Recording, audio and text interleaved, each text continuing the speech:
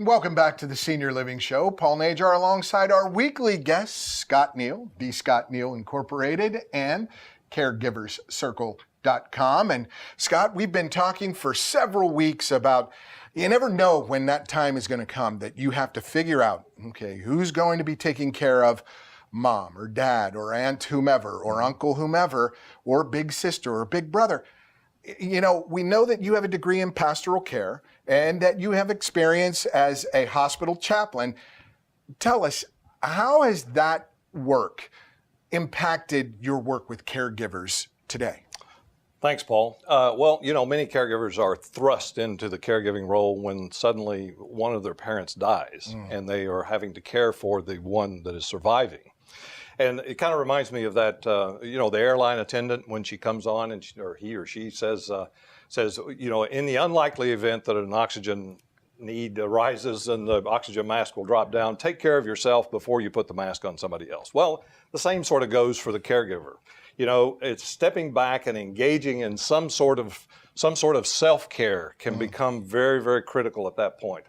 So that's what we want to suggest that is important for our caregivers at that point in time. You've talked about health issues and having a good health chart in recent weeks and having really good, accurate assessments. Now, tell us, what do you suggest on what can you give as suggestions for the caregiver in caring for a parent who, you know, you've recently lost?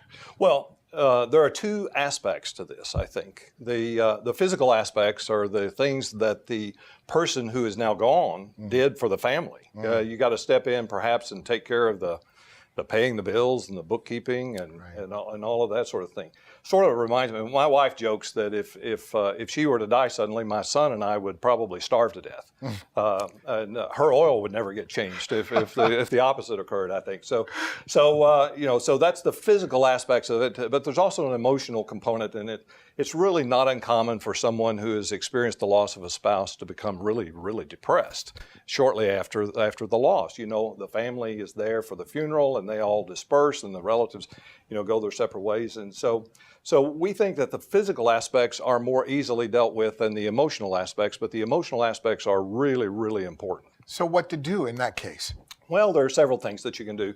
So the first and foremost, I think you want to be present as much as you can possibly be present to the surviving parent. You know, to the extent of making a phone call every day, you know, and or doing FaceTime, you know, something like that, to be present to the person. Social contact becomes critical at this stage of life and when the loss of a spouse.